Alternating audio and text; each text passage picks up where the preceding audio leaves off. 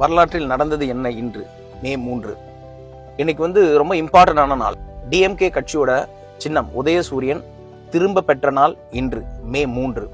இது ஏன் திரும்ப பெற்ற நாள் அப்படின்னு சொல்றோம்னா, ஃபர்ஸ்ட் இதை இரட்டைமலை சீனிவாசன் என்பவரால் பயன்படுத்தப்பட்ட சின்னம் தான் உதயசூரியன். அதை அண்ணாதுரை அவர்கள் அவருடைய முறையான அனுமதியோட டிஎம்கேக்கான சின்னமா பயன்படுத்த ஆரம்பிச்சார் முதல் முறையா. அது 1993 டிஎம்கேல கட்சிக்குள்ளேயே 2 பிளவாச்சு. அது ஏன்னா 1993 நம்ம வைகோ ஈழத்துக்கு போய் தலைவர் பிரபாகரன் அவர்களை மீட் பண்ண போயிருக்காரு.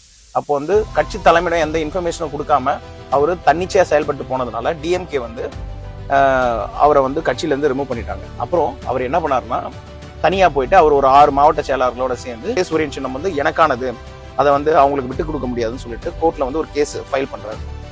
கலைஞர் அவர்களோட தலைமையில அவங்க சைட்லயும் அவங்களோட வாதத்தை வைக்கிறாங்க. ஃபைனலா அந்த கேஸ்ல வெற்றி எப்பவுமே இந்த மாதிரி லீகல் விஷயத்துல எல்லாம் கிங் கலைஞர், அது எல்லாருக்குமே தெரியும்.